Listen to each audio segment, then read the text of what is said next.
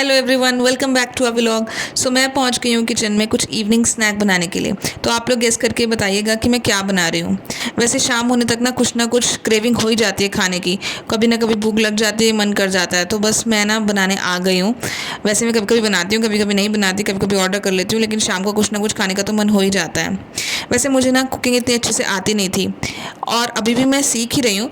But मैंने ना observe बहुत किया अपनी मम्मी को। बचपन में हमेशा ना मैं शेल्फ के ऊपर बैठ जाती थी जब भी मम्मी कुकिंग कर रही होती थी, और देख देख के मैंने इतना सीख लिया ना कि मुझे कभी कोई रेसिपी देखने की ज़रूरत ही नहीं पड़ी है।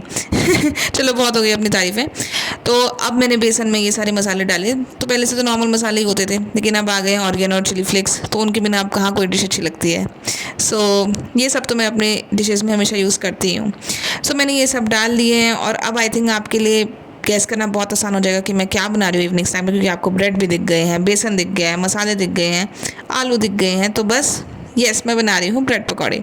तो ब्रेड पकौड़े के लिए मैंने अपनी फिलिंग तैयार करी थी, तो वो मैंने अपने फटाफट से ब्रेड पे स्प्रेड कर दिए और साथ में ही मैंने गैस ऑन कर दी। तो जब तक कि ऑयल थोड़ा सा गर्म होगा तब तक मैंने क्या किया कि मैंने अपनी सारी जो ब्रेड्स थे उनमें अपने फटाफट से स्प्रेड कर लिया।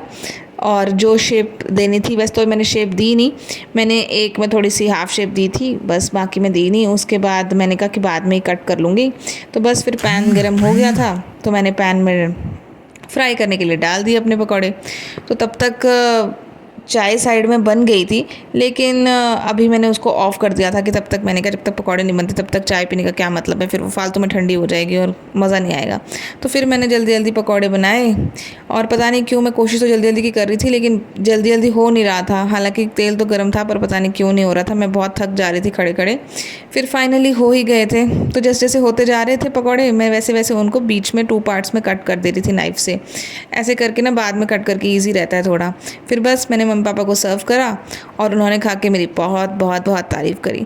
वैसे तारीफ़ अगर सच्ची हो तो भी अच्छा लगता है और झूठी हो तो भी अच्छा लगता है, लेकिन झूठी हो तो या सच्ची हो, खाना तो हमें बनाना ही है उसके बाद भी। चलो, बनाना ही पड़ेगा अगली बार भी। तो अब अच्छा हो गया है तो मैं ही बनाऊंगी ब्रेड पकौड़े हमेशा। तो बस मैंने भी इंजॉय किए, खाए और सच में टेस्टी बने थे, मुझे भी अच्छे लगे। Okay, bye bye.